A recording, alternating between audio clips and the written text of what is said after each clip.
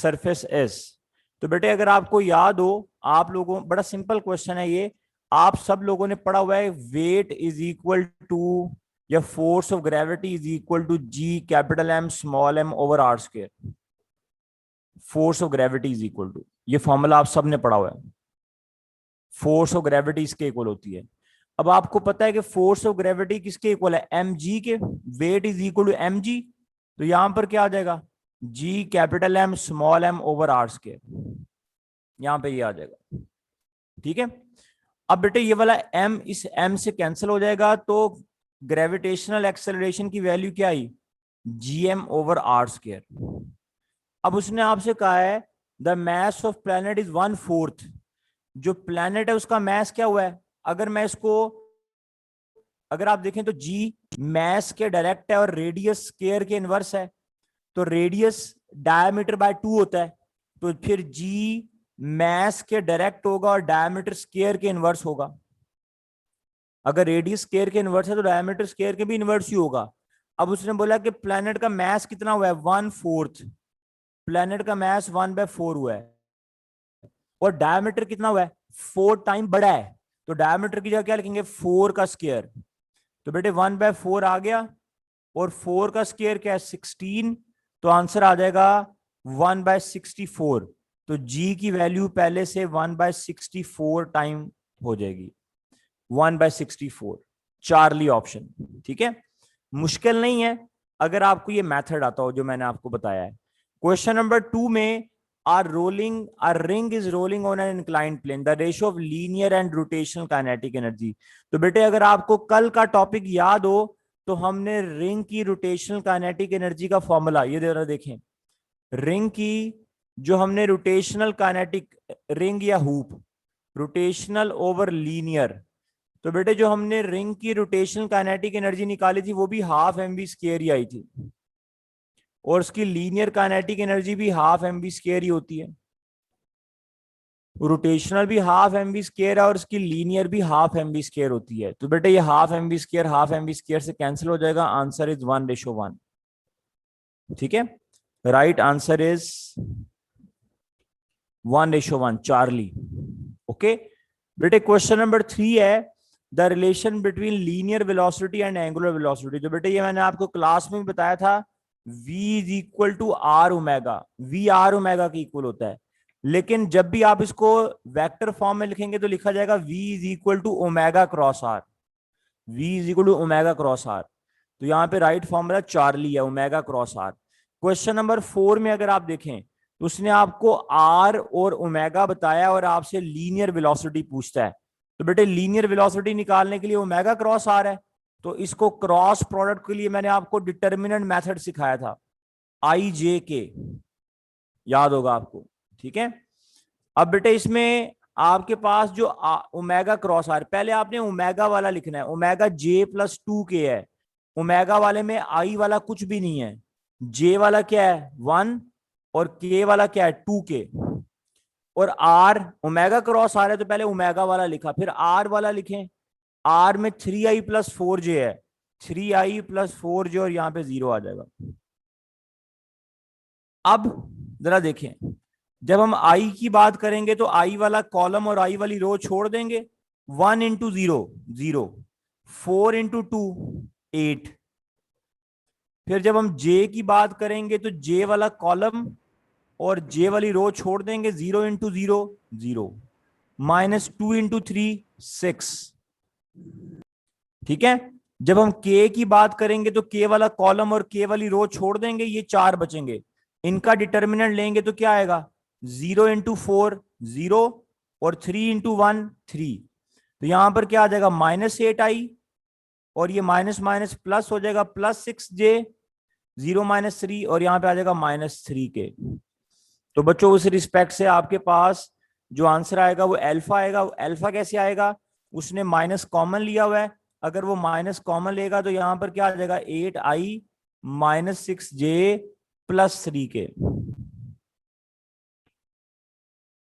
ठीक है, दोनों माइनस वाले प्लस हो जाएंगे क्योंकि आपने नेगेटिव कॉमन ले लिया, तो राइट ऑप्शन आपके पास आ जाएगी अल्फा। ठीक है, क्वेश्चन नंबर 5 की तरफ आ जाए बेटे। क्वेश्चन नंबर 5 में कहता है the apparent weight of a person of mass m in an elevator is 2 mg। तो बेटा एपरेंट वेट 2 mg है, mg से ज्यादा है। अगर एपरेंट वेट ज्यादा है इसका मतलब है एलिवेटर ऊपर को जा रही है, क्योंकि एपरेंट वेट ज्यादा तभी होगा जब एलिवेटर ऊपर को जाएगी, एक्सेलरेटिंग अप। और बेटे जब एक्सेलरेटिंग अप होगी तो टेंशन निकालने का फॉर्मूला क्या है बताएं, W प्लस एम ए। अगर आपको याद हो तो हमने ये प्रूव किया था। अब वो कह रहा है कि उसकी जो एपरेंट वेट है वो 2 mg है, तो बेटे एपरेंट वेट की जगह क्या आ जाएगा, एपरेंट वेट की जगह आप इधर लिख देंगे 2 mg, 2 mg। बेटे यहाँ पे W की जगह क्या आ जाएगा, आपने फाइंड क्या करना है कि वो ऊपर किस एक्सेलरेशन के साथ जाएगी। तो बेटे यहां पर क्या आ जाएगा, इधर M A as it is आ गया, ये प्लस का W इधर आगे क्या हो जाएगा माइनस का W। और W किसके इक्वल होता है बताएं, mg के, 2 mg माइनस mg। इधर mg आ जाएगा, इधर एम ए आ गया, तो बेटे एम एम से क्या हो जाएगा कैंसिल और एक्सेलरेशन g के इक्वल हो जाएगी। तो इसका मतलब है कि अगर एपरेंट वेट 2 mg है तो इसका मतलब है कि वो ऊपर जा रही है with acceleration g, up with an acceleration of g। Right option is beta. ठीक है। क्वेश्चन नंबर 6 के अंदर स्टूडेंट देखें तो उसने आपसे कहा है कि two artificial satellites of unequal masses are revolving in a circular orbit around the earth with a constant speed, their time period will same। आप बोलेंगे सर टाइम पीरियड सेम क्यों होंगे, क्योंकि बेटे मैंने आपको कल भी बताया था, ये देखें जो टाइम पीरियड है ना, टाइम पीरियड उसका फॉर्मूला है 2πr/v। तो बेटे आप मुझे खुद बताएं इस फॉर्मूले में कहीं प्लेनेट का मैस आ रहा है, सॉरी प्लेनेट कह रहा हूं, ऑब्जेक्ट का मैस। तो जो टाइम पीरियड और ऑर्बिटल स्पीड है वो मैस ऑफ ऑब्जेक्ट पे डिपेंड नहीं करती। तो अगर दो आर्टिफिशियल सैटेलाइट्स के मैस डिफरेंट हैं, अनइक्वल मैसेज हैं, तो टाइम पीरियड और ऑर्बिटल स्पीड तो प्लेनेट के मैस पे डिपेंड करती है, वो ऑब्जेक्ट के मैस के ऊपर डिपेंड नहीं करती। ठीक है, इसलिए अनइक्वल मैसेज वालों की अगर ऑर्बिटल स्पीड सेम है, ये देखें v वाला फैक्टर उनका क्या है सेम, और वो एक ही ऑर्बिट में घूम रहे हैं r, तो बेटे उनका टाइम पीरियड भी क्या होगा सेम, क्योंकि जो टाइम पीरियड है that is independent of mass of satellite. Right option is beta. Question number 7 में बताएं जरा शाबाश, a body is moving in a circular path with constant speed, the magnitude of tangential and centripetal acceleration is. बेटे एक body circular path में move कर रही है कांस्टेंट स्पीड के साथ, तो उसकी टेंजेंशियल और सेंट्रीपिटल एक्सेलरेशन बतानी है।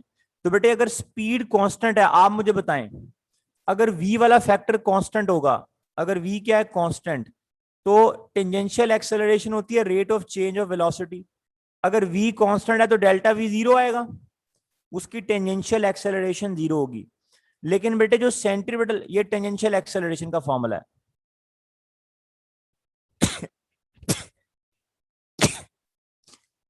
लेकिन बेटे जो सेंट्रीपिटल एक्सेलरेशन है उसका फॉर्मूला है v²/r।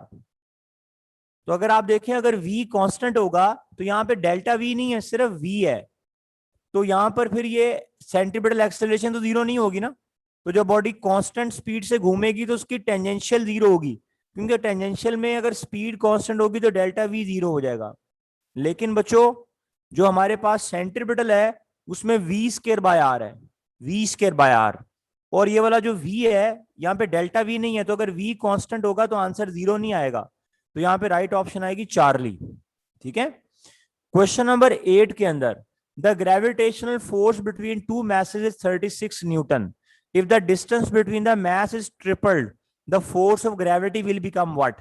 तो बेटे अभी मैंने ये फॉर्मूला लिखा है, force gravity is equal to gmm/r², ये फॉर्मूला आप सबको नजर आ रहा है student. According to this formula उसने बोला है कि if the distance between the masses is tripled, बेटे अगर r पहले से क्या हो जाए ट्रिपल्ड, अब जरा देखें बच्चों इधर देखें जरा, जो फोर्स ऑफ ग्रेविटी है वो r² के इनवर्स है, r² के क्या इनवर्स। अगर हम r को ट्रिपल्ड कर दें, ट्रिपल्ड, तो बेटे 3 का स्क्वायर क्या आएगा 9, तो फोर्स ऑफ ग्रेविटी क्या हो जाएगी, फोर्स ऑफ ग्रेविटी पहले से 1/9 हो जाएगी।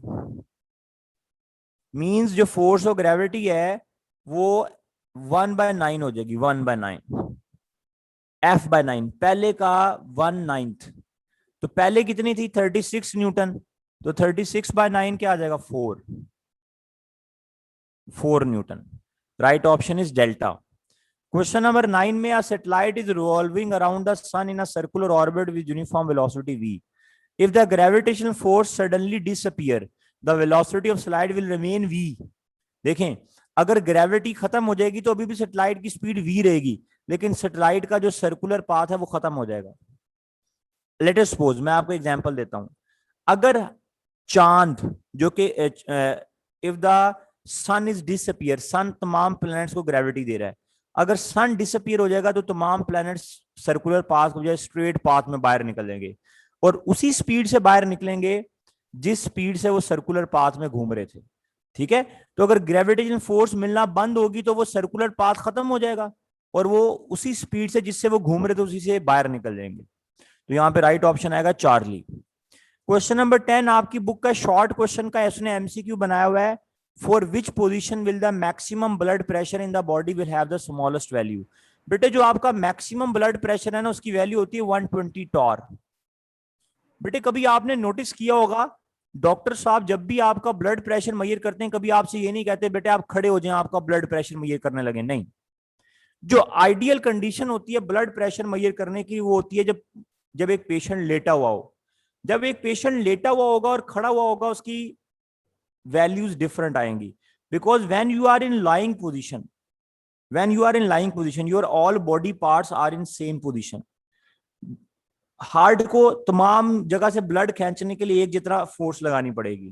ठीक है, तो जो आपका मैक्सिमम ब्लड प्रेशर है उसकी मिनिमम वैल्यू कब होगी? When you are lying in lying position, जब आप लेटे हुए होंगे।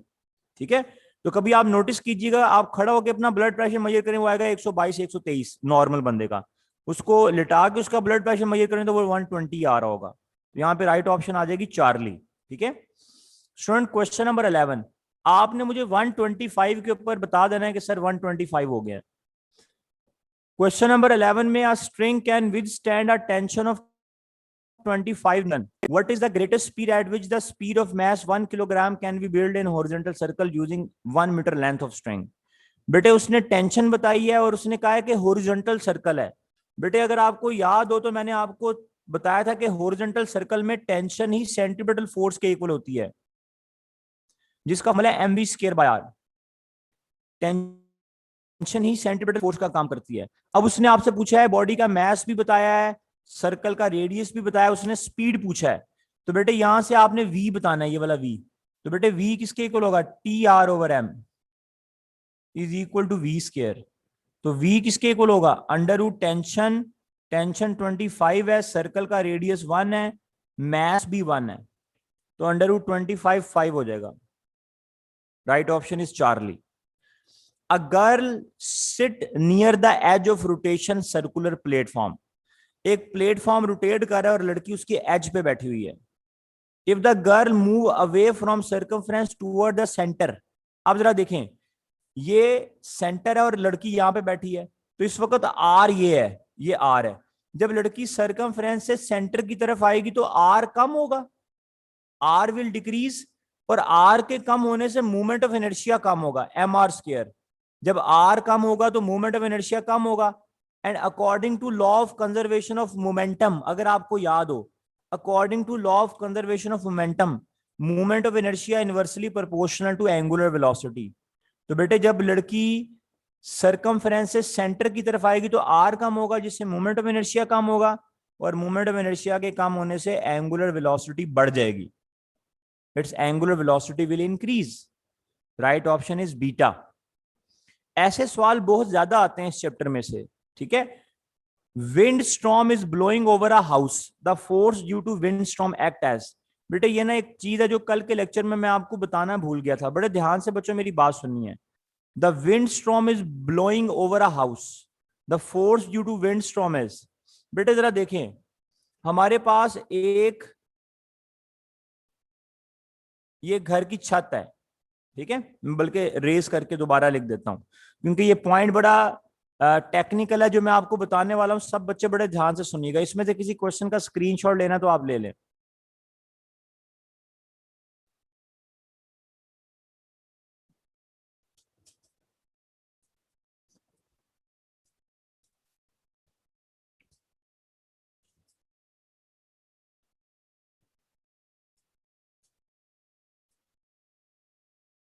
अच्छा स्टूडेंट्स, बड़े ध्यान से बेटे बात सुननी है आपने मेरी। आपसे कहा जा रहा है कि एक घर की छत है, उसके ऊपर से तेज हवा गुजर रही है। तो बेटे जब तेज हवा गुजरेगी तो ऊपर स्पीड ऑफ एयर ज्यादा होगी, और स्पीड ज्यादा होगी तो प्रेशर कम होगा। ये मैंने कल आपको बताया था, where the speed is high pressure is low. लेकिन बेटे नीचे वाली साइड पर स्पीड क्या है, कम, और प्रेशर क्या है, ज्यादा। तो बेटे आपको पता है चीजें हमेशा हाई प्रेशर से लो प्रेशर की तरफ मूव करती हैं। तो ये जो छत है ये अपवर्ड मूव करेगी due to this pressure difference, ये हाई से लो की तरफ मूव करेगी। तो आपने अक्सर न्यूज में सुना होगा, तेज हवा चलने से एक घर की छत उड़ गई। क्यों? क्योंकि जब तेज हवा चलेगी तो ऊपर प्रेशर कम होगा और नीचे प्रेशर ज्यादा होगा, क्योंकि नीचे स्पीड कम है। तो प्रेशर नीचे ज्यादा होगा, ऊपर कम होगा, तो चीजें हाई से लो की तरफ मूव करेंगी। इसी तरह मैं आपसे एक क्वेश्चन करता हूं, ये वाला सवाल पास पेपर के अंदर आया था। बेटे अगर मैं आपसे कहूं देयर आर टू बॉल्स, दो बॉल्स हैं, अगर मैं इन दोनों बॉल्स के दरमियान एयर ब्लो करूं तो ये दोनों बॉल्स करीब आएंगी या दूर जाएंगी? ये दोनों बॉल्स करीब आएंगी। आप बोलेंगे सर वो कैसे? क्योंकि जब मैं दोनों के दरमियान एयर ब्लो करूंगा तो स्पीड ऑफ एयर ज्यादा होगी, स्पीड ऑफ एयर ज्यादा होगी दरमियान में, और दरमियान में प्रेशर कम होगा, क्योंकि स्पीड ज्यादा तो प्रेशर कम। लेकिन साइडों पे स्पीड कम होगी और प्रेशर ज्यादा होगा। आपने तो दरमियान में एयर ब्लो किया है, तो जहां एयर ब्लो की है वहां पर स्पीड ज्यादा और प्रेशर कम, लेकिन साइडों पे तो प्रेशर ज्यादा होगा। इधर भी ऐसे ही होगा, स्पीड कम और प्रेशर ज्यादा। तो बेटे ऑब्जेक्ट हमेशा किस तरफ मूव करेंगे? हाई से लो की तरफ, हाई से लो की तरफ। तो बेटे ये दोनों बॉल्स करीब आएंगी। इसकी मैं एक प्रैक्टिकल डेमोन्स्ट्रेशन आपको आज ग्रुप में सेंड करूंगा कि आप दो बॉल्स के दरमियान जब एयर ब्लो करेंगे वो दूर नहीं जाएंगी, वो करीब आएंगी। नोटिस कीजिएगा, मैं आज आपको जुमे के बाद एक शॉर्ट वीडियो सेंड करूंगा जिसमें मैंने प्रैक्टिकली डिफॉर्म करके दिखाया हुआ है ये वाला काम। ठीक है, क्वेश्चन नंबर 13 के बाद क्वेश्चन नंबर 14 पर आ जाएं। The velocity of the second hand in mechanical watches. तो बेटे आपको ये सारे क्वेश्चंस करवाए थे। बेटे एंगुलर वेलोसिटी का फॉर्मूला है delta theta over delta T. बेटे जब आप सेकंड हैंड वॉच की बात करेंगे तो सेकंड हैंड वॉच का एक चक्कर 2 पाई रेडियन का है, और सेकंड हैंड वॉच में टाइम कितना है? 60 second. 2 pi radian over 60 second, delta theta over delta T. तो बेटे यहां पर आएगा pi by 30, pi by 30। Okay, pi by 30 radian पर सेकेंड। क्वेश्चन नंबर 15 मैंने कल बताया आपको। बेटे क्वेश्चन नंबर 15 में आपसे कहा जा रहा है the cylindrical vessel is filled with the water as shown in the figure. A hole should be bored so that the water come out up to maximum distance. उसने ये नहीं पूछा कि स्पीड कब ज्यादा होगी, उसने बोला है कि आप एक टैंक में कहां पर बोर करें, एक टैंक में कहां पर बोर करें कि हॉरिजॉन्टल डिस्टेंस ज्यादा हो। तो बेटे कल मैंने आपको बताया था, अगर आप चाहते हैं कि हॉरिजॉन्टल डिस्टेंस ज्यादा हो, रेंज ज्यादा हो, तो आपको होल को मिड में करना है, मिड में। ये कल मैंने आपको बात समझाई है कल के लेक्चर में, आप देख सकते हैं कल के लेक्चर में लास्ट में ये बात बताई थी मैंने आपको। अगर पूछे स्पीड कहां पर ज्यादा है, तो अगर होल बॉटम के करीब होगा तो स्पीड ज्यादा होगी, लेकिन अगर होल मिड पर होगा तो रेंज मैक्सिमम होगी। आप ये एक्सपेरिमेंट कर सकते हैं।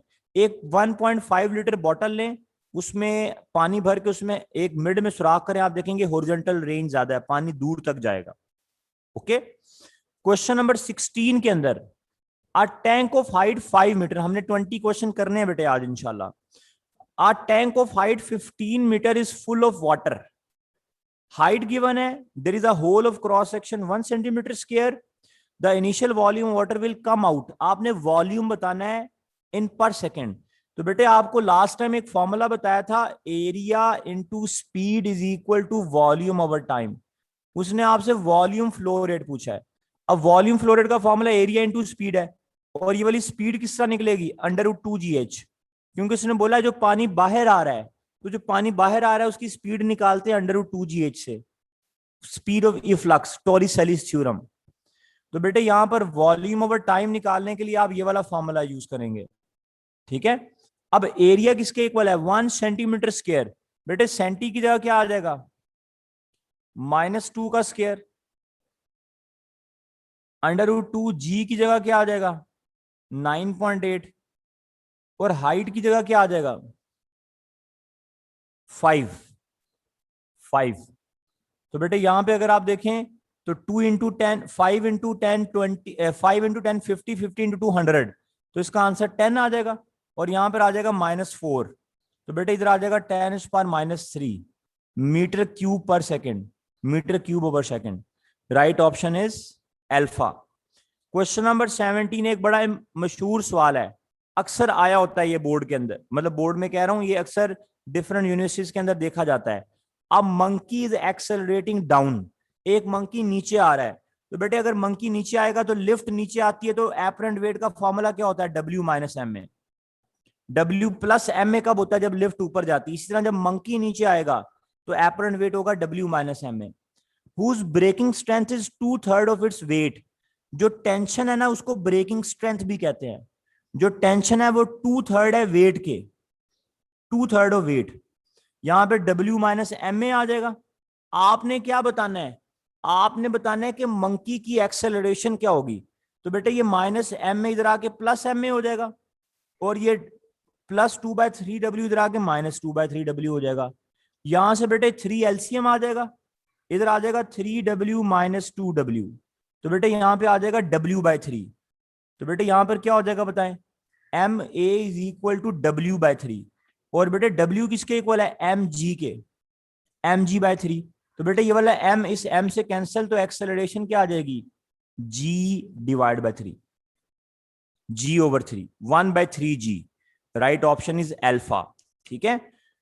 क्वेश्चन नंबर 18 के अंदर बेटे, क्वेश्चन नंबर 18 में कहता था movement of inertia of ring is this, making 2100 revolution per minute. 125 what is the torque? जी बेटे बस आखिरी सवाल है, what is the torque required to stop it in 2 second. तो बेटे आपने टॉर्क निकालना है। टॉर्क का एक फॉर्मूला आपको बताया था आई अल्फा, ये जो मैंने टेबल बनाया था उसमें ये टॉर्क का फॉर्मूला लिखा था आई अल्फा।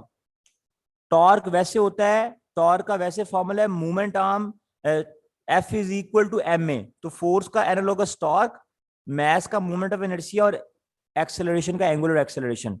बेटे इसमें ये जो एंगुलर एक्सेलरेशन है ये किसके इक्वल है? Delta omega over delta T. अब मोमेंट ऑफ इनर्शिया की वैल्यू बेटे आपने आपको कितनी बताई है? 0.40, 0.40। ओमेगा कितना है? 2100, ये देखें यहां पे लिख रहा हूं 2100 रेवोल्यूशंस पर मिनट। तो बेटे इसको आप कन्वर्ट करें रेडियन पर सेकंड में। वो कैसे करेंगे? एक रेवोल्यूशन में 2π रेडियन और 1 मिनट में 60 सेकंड। ये वाला 0 0 से कैंसल, यहां पर 6 है, यहां पे 3 आ जाएगा, इधर 70 आ जाएगा, 70 इंटू 2π क्या हो जाएगा? 140π। तो बेटे यहां पर ओमेगा की जगह क्या आएगा? 140π। और टाइम पीरियड, टाइम किसके इक्वल है? 2 सेकेंड। बेटे यहां पे 2 आ जाएगा, 2। तो बच्चों यहां पर क्या हो जाएगा? 2 इंटू 140, 70.40 मल्टीप्लाई बाय 70। ठीक है, 40/100 मल्टीप्लाई बाय 70, 0 0 0 0। 4 इंटू 7 28, लेकिन यहाँ पे 44 है। हम गलती कर रहे हैं, पता क्या गलती कर रहे हैं हम? नहीं नहीं, आई अल्फा 3 नहीं लिखा उधर। सर आप वो देखिए ना, आपने 2 से मल्टीप्लाई कर दिया डिवाइड करके भी, जब रेवोल्यूशन पर मिनट कन्वर्ट किया वहां पे 2π से मल्टीप्लाई किया है, पहले डिवाइड कर दिया ना 60 से। 1 मिनट में 60 सेकंड, तो सही किया यार। सर वो 3 नहीं लिखा आपने, नीचे डिवाइड नहीं किया। हाँ हाँ हाँ हाँ, हमने इसको 3 नहीं लिखा, सही कह रहे हैं, इधर 70/3 आएगा। ठीक है, तो उस रिस्पेक्ट से जब आप आंसर निकालेंगे, इसका आप आंसर वेरीफाई कर लीजिएगा, ये 44 आ जाएगा। ठीक है, इसको चेक कर लीजिएगा। क्वेश्चन नंबर 9, हाँ क्वेश्चन नंबर 19 में आपने ये बताना है कि ए बी और सी में से कहां पर स्पीड ज्यादा होगी। तो बेटे स्पीड कहां पर ज्यादा होगी बताएं? ए पर, बी पे, या सी पे? बी जहां पर पाइप नैरो है, बी पर स्पीड ज्यादा होगी। Right option is beta. और 20 है, which of the term in Bernoulli's equation is equal to constant. तो बेटे इसमें ये कल बताया था, पी भी प्रेशर है 1/2, रो वी स्केयर भी प्रेशर है, रो जी एच भी प्रेशर है। एक स्टैटिक प्रेशर है, एक काइनेटिक प्रेशर है, और rho G H pressure with depth है। These all are the pressure. तो यहाँ पे राइट ऑप्शन आएगी डेल्टा। ठीक है बेटे, 20 तक कर लें। अगर इन क्वेश्चन में से किसी में मसला है तो काइंडली कल के लेक्चर में पूछ लीजिएगा। ठीक है, आज जो है ना वो क्योंकि जुमे का टाइम होता है तो इसलिए फिर लेक्चर शॉर्ट होता है, तो बाकी क्वेश्चन इंशाल्लाह बेटे कल कर लेंगे। आज के लिए अल्लाह हाफिज।